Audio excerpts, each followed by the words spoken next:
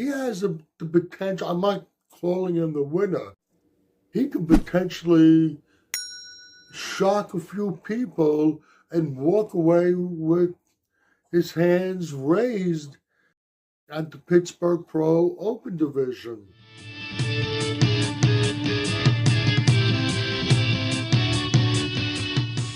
Okay, like I said in the previous video, the Pittsburgh Pro, the Open Division, is shaping up to be a very strong and competitive lineup. And we're going to see more competitors jump in. It should be a good one. But I think as of now, most people are picking first and second, Nick Walker, Martin Fitzwater. It's probably about split up pretty evenly, on who thinks Nick is going to take the win, who thinks Martin is going to take the win. It's an anticipated matchup because there was a disputed win for Nick last year at the New York Pro. Martin goes on to place fourth at the Olympia. Now they're going to be battling it out at the New York Pro. But like I said, we're going to have a strong competitive lineup.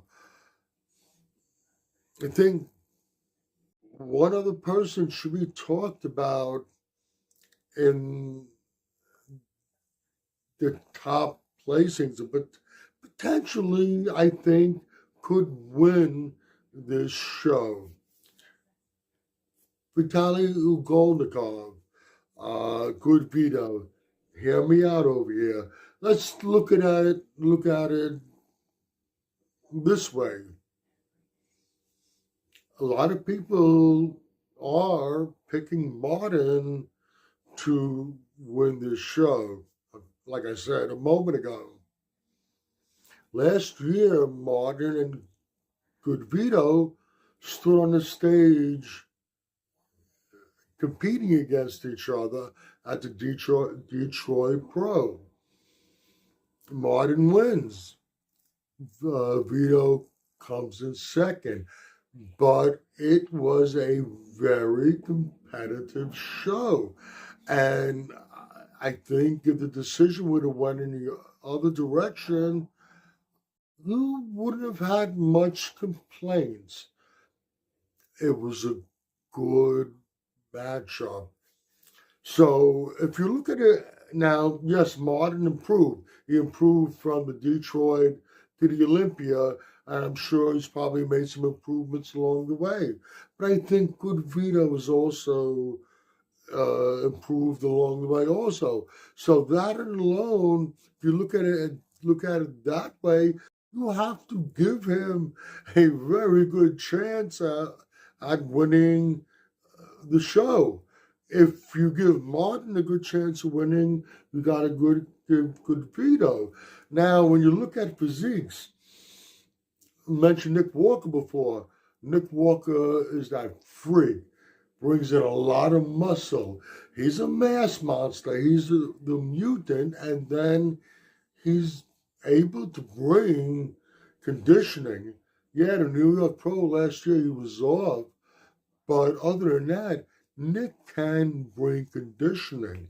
But he's the mass guy. He's not pretty.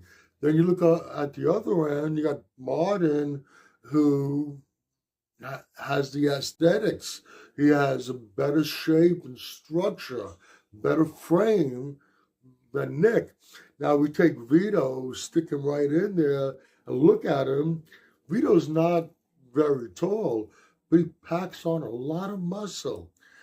He packs on enough muscle to call him a mass monster.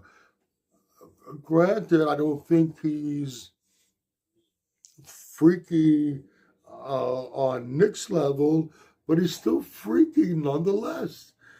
And as far as structure, he actually got good structure, got better structure and shape than Nick does. Not quite what Martin does. Martin hasn't beat on that. He's somewhere in between the two of them. He's brought from what we've seen, he has brought good conditioning. I think he can bring the conditioning. We'll get an idea what we might see from him. He has the upcoming Arnold Brazil. I think it's only a few weeks away, and we get a good look at what he's potentially going to bring to Pittsburgh. And then on top of that, listening to Chris Aceto when he's talking about Vito, the way he's looking going into the Pittsburgh Pro. And yes, he's his coach and he's supposed to say good things about him, yes.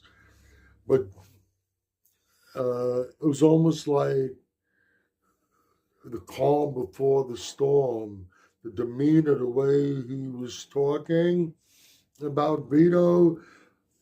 He seems to be, he wasn't like hyping him really. He was talking very matter of factly. I think that